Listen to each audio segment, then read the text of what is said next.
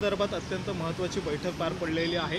कारण की कृषी ज्या पद्धतीने कापूस, सोयाबीन आणि धान्य या सगळ्या संदर्भात देखील एक महत्त्वाचा निर्णय झाला। काय नेमके निर्णय झाले? आज राष्ट्रीय कृषी मूल्य आयोगाची बैठक पश्चिम विभागाच्या राज्याची आज मुंबईमध्ये महाराष्ट्र कृषी मूल्य आयोगाने आणि कृषी विभागाने या ठिकाणी घेण्याचं ठरवलं। आज राष्ट्रीय कृषी मूल्य आयोगाचे माननीय अध्यक्ष यांच्या उपस्थितीत आणि राज्याचे आदरणीय मुख्यमंत्री एकनाथरावजी शिंदे साहेबांच्या उपस्थितीत आज ही बैठक पार पडली। आणि या बैठकीमध्ये येणाऱ्या रबी पिकाच्या संदर्भामध्ये एकूणच जी तफावत कृषी मूल्य आयोग कुठल्याही MSP प्रत्येक पिकाच्या संदर्भामध्ये बाजारात आल्यानंतर ठरवली जाते ती MSP शेतकऱ्याला परवडणारी नाही। हे आम्ही या ठिकाणी ठासून 5 राज्यांनी कृषी मूल्य आयोगाला, राष्ट्रीय कृषी मूल्य आयोगाला सांगितलं। त्यामध्ये सोयाबीन असेल, त्यामध्ये सूर्यफूल असेल, त्यामध्ये भुईमुंग असेल, त्यामध्ये कांदा असेल, त्यामध्ये सोयाबीन असेल, कापूस असेल, तीळ असेल, मिलेट्स असतील, ज्वारी असेल, या सर्व पिकाच्या संदर्भामध्ये MSP वाढवून देणं हे आता शेतकऱ्यांसाठी फार गरजेचं आहे। हे आम्ही आज या ठिकाणी राष्ट्रीय कृषी मूल्य आयोगाला समजून सांगू शकलो। राष्ट्रीय कृषी मूल्य आयोगाने आम्ही ज्या काही तफावती या ठिकाणी आहेत किंवा एकंदरच उत्पादन खर्च काढण्याचा शेतकऱ्यांचा जे काही कृषी मूल्य आयोगाचं कॅल्क्युलेशन आहे, त्यांची जी काही पॉलिसी आहे त्याच्यात थोडासा बदल करणं गरजेचं आहे, हेही आम्ही सांगितलं। तेही त्यांनी सकारात्मक घेतलं। आणि यावेळेस आम्ही सोयाबीनला, फक्त मी आत्ता एका पिकाचं सांगतो आहे की सोयाबीनला कमीत कमी 5100 रुपये हा भाव या ठिकाणी येणाऱ्या काळात मिळावा आणि तशी MSP करण्याच्या संदर्भामध्ये आम्ही शिफारशी अनेक पिकाचा केल्या। त्याच्यापैकी मी एक सोयाबीनचं या ठिकाणी सांगतो आहे। या सर्व बाबी सकारात्मक घेतल्या आणि या देशात पहिल्यांदाच राष्ट्रीय कृषी मूल्य आयोगाच्या पश्चिम 5 राज्याच्या या बैठकीला, जे की राज्य कृषी मूल्य आयोग महाराष्ट्र आणि महाराष्ट्र कृषी विभागाने ही बैठक आयोजित केली होती, या बैठकीला पहिल्यांदाच देशामध्ये राज्याचे मुख्यमंत्री महाराष्ट्राचे उपस्थित राहिले।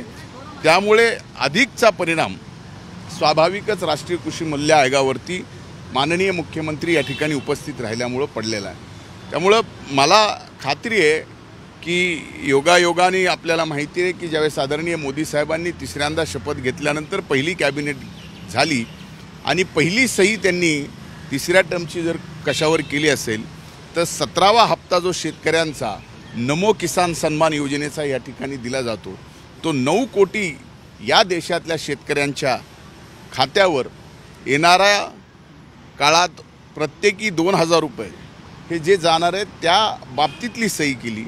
म्हणजे आणि दुसरी महत्त्वाची गोष्ट जी माझ्यासाठी आणि येणाऱ्या काळात संबंध देशातला शेतकरी वर्ग त्याला जाणीव होईल की राज्याचे नाही तर देशाचे कृषी मंत्री शिवराज सिंग चौहान साहेबांवरती या ठिकाणी जबाबदारी दिली आहे। त्यामुळे स्वाभाविकच शेतकऱ्यांमध्ये एक विश्वासाचं या ठिकाणी की आपल्याला येणाऱ्या काळात शेतकऱ्यांच्या बाबतीत काही चांगले महत्त्वाचे निर्णय होतील, ही जी अपेक्षा आहे ती अपेक्षा आम्ही येणाऱ्या काळात नक्कीच पूर्ण करू। लोकसभेच्या निवडणुकीमध्ये आहे कांदा, सोयाबीन आणि कापूस या ज्या भाव आहे तो मिळत नाही, त्यामुळे शेतकरी खूप नाराज असल्याचं दिसलं। याचा फटका देखील पडलेला ही खरी गोष्ट आहे की आम्ही ज्यावेळेस कुठल्याही निवडणुकीच्या संदर्भात जय पराजयाची चिकित्सा करतो त्यावेळेस कुठले काही कारणं आहेत, त्यामुळे शेतकऱ्याच्या संदर्भातली ही जी कारणं आहेत ज्याच्यामध्ये सोयाबीनला यावेळेस भाव नव्हता, कापसाला नव्हता, कांद्याचा फटका बसला, त्यामुळे स्वाभाविकच शेतकऱ्यांच्या मनामध्ये एक नाराजी होती। आता यावर्षीसुद्धा MSPच्या खाली या ठिकाणी कापसाला आणि सोयाबीनला भाव मिळाला, शेतकऱ्यांना MSPच्या खाली आपला माल विकावा लागला। त्याच्यामुळं MSP आणि त्यांनी विकलेली जी तफावत आहे या बाबतीतही राज्य सरकारने लोकसभेच्या अगोदरच निर्णय घेतला होता आणि तशी तरतूद 4500 कोटी रुपयाची ठेवलेली होती। त्याबाबतही आता येणाऱ्या कॅबिनेटमध्ये निर्णय होणार आहे आणि ते जवळजवळ 4,500 ते 600 कोटी रुपये सोयाबीन आणि कापूस उत्पादन शेतकऱ्याला, जे की एकूण 52 लाख हेक्टर दोन्ही पिकं मिळून 92 लाख हेक्टर दोन्ही पिकं मिळून या राज्यामध्ये या ठिकाणी शेतकरी सोयाबीन आणि कापूस पिकवतात. त्यांच्या भावामध्ये जो काही तफावत यावर्षी झालेला आहे त्याच्यामध्ये सुद्धा हेक्टरी अनुदान देण्याच्या संदर्भातला निर्णय येणाऱ्या कॅबिनेटमध्ये होणार आहे. त्यामुळं स्वाभाविक आहे की त्या काळात कॅबिनेट झाली आणि तात्काळ आचारसंहिता लागली, त्यामुळं हा तफावतीचा पैसा आम्हाला वर्ग करता आला नाही. पण आत्ता कॅबिनेट झाल्यावर त्या ठिकाणी नक्कीच त्या बाबतीत शेतकऱ्यांच्या खात्यावरती डायरेक्ट DBTवर या ठिकाणी पैसे जमा होतील. गेल्या काही दिवसापासून काही भागांमध्ये आहे तो पाऊस मोठ्या प्रमाणामध्ये सुरू झालेला आहे, मात्र आणखी काही जिल्ह्यांमध्ये पाऊस सुरू झालेला नाहीये. पिकांची लागवड जी होते त्यासाठी काही जिल्हे असे आहेत की ज्या ठिकाणी आणखीन पाऊस सुरू झालेला नाही. पाऊस सुरू झाला नाही असं म्हणणं बरोबर नाही, पण पेरणीसारखा पाऊस या ठिकाणी पडलेला नाही. पण काही ठिकाणी आता पेरणीसारखा पाऊस पडलेला आहे.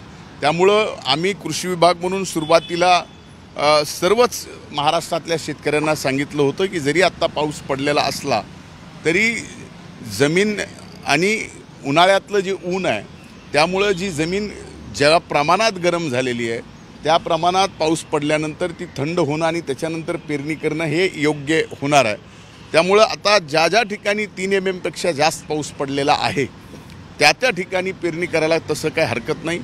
या ठिकाणी मी आपल्या माध्यमाच्या मधून सर्व या राज्यातल्या शेतकऱ्यांना आव्हान करू इच्छितो की याबाबत बियाणं असेल, खत असेल, कुठल्याही बियाण्याच्या बाबतीत कृत्रिम तुटवडा करून जर कोणी अधिकच्या भावाने जर बियाणं त्या ठिकाणी शेतकऱ्यांना देण्याचा प्रयत्न करत असेल तर त्यासाठी कृषी विभागाने एक व्हॉट्सअप नंबर दिलेला आहे. ते व्हॉट्सअप नंबर सर्व शेतकऱ्यांकडे पोहोचलेला आहे. त्याबाबत तक्रार केली तर तात्काळ कृषी विभाग त्या ठिकाणी कारवाई त्या डीलरवर, त्या विक्रेत्यावर, त्या मॅन्युफॅक्चररवरती करणार आहे. कुणीही खताच्या बाबतीत किंवा बियाण्याच्या बाबतीमध्ये कसल्याही प्रकारचं लिंकेज करू नये याबाबतही आम्ही कृषी विभागाला निर्देश दिलेले आहेत. अशा पद्धतीनं जर कुठं आढळलं तर कृषी विभागाचे अधिकारी त्या ठिकाणी कारवाई करतील आणि अशी कारवाई करणारे जर अधिकारी कुठं आपल्या कर्तव्यास कमी पडले तर त्यांच्यावरती सुद्धा कृषी विभाग कारवाई करणार आहे. बोगस बियाणं देखील आहे ते आढळून आले. हे बोगस बियाणं आणखीन आढळून आलेलं नाही. तुम्ही बोगस पेरल्याशिवाय कसं काय ठरवू शकता की ते बोगस आहे? म्हणजे काही गोष्टी आपण विचारताना सुद्धा अगदी व्यवस्थित विचारल्या पाहिजेत की बोगस बियाणं जोपर्यंत आपण लावत नाही आणि उगवत नाही तोपर्यंत आपण ते बोगस हे ठरवू शकत. बीड लोकसभेच्या तक्रारी आल्यानंतर तात्काळ कारवाई करण्यात येणार का त्याच्यावर? बोगस बियाण्याच्या संदर्भात एक तर दिलं गेलं नाही पाहिजे. दिल्यानंतर त्याबाबतची तात्काळ कारवाई करण्याचा निर्णय हा कृषी विभागाने घेतलेला आहे. कसल्याही प्रकारचा बियाण्याचा किंवा खताचा तुटवडा मार्केटमध्ये नाही.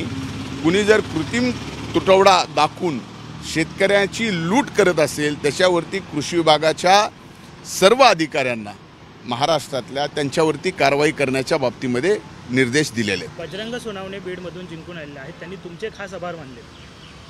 हे बघा, लोकशाहीमध्ये निवडणुका होणं, निवडणुकीत 2 पक्षामध्ये लढाई होणं आणि त्या लढाईमध्ये कुणीतरी जिंकणं आणि कुणीतरी हरणं, आणि या बाबतीत त्यांनी माझे आभार मानावेत का मानावे त्याचं कारण वेगळं कदाचित असेल, संभ्रम निर्माण करायचा असेल. पण एक ठीक आहे की काही जरी झालं तरी शेवटी मराठवाड्यामध्ये संबंध ज्या पद्धतीने निवडणुका झाल्या त्यात बीडमध्ये सुद्धा जी अटीतटीची निवडणूक झाली आणि अतिशय अल्पशा मताने आम्ही त्या ठिकाणी पराभूत झालो, तो पराभव आम्ही मोठ्या मनानं स्वीकारला आहे. त्यामुळं आता खासदार म्हणून त्यांच्यावर पण जिम्मेदारी आहे की त्यांनी जे जे काही शब्द बीड जिल्ह्याच्या मायबाप जनतेला या ठिकाणी दिलेले आहेत ते शब्द पूर्ण करतील अशी मीही त्यांना शुभेच्छा देतो. देश विदेशातील प्रत्येक घडामोडींचे लाईव्ह अपडेट मिळवण्यासाठी आता साम टीव्हीच्या सर्व सोशल मीडिया प्लॅटफॉर्मला लाईक, फॉलो आणि सबस्क्राईब करा. तसंच सर्व नोटिफिकेशनसाठी बेल आयकॉन प्रेस करायला विसरू नका.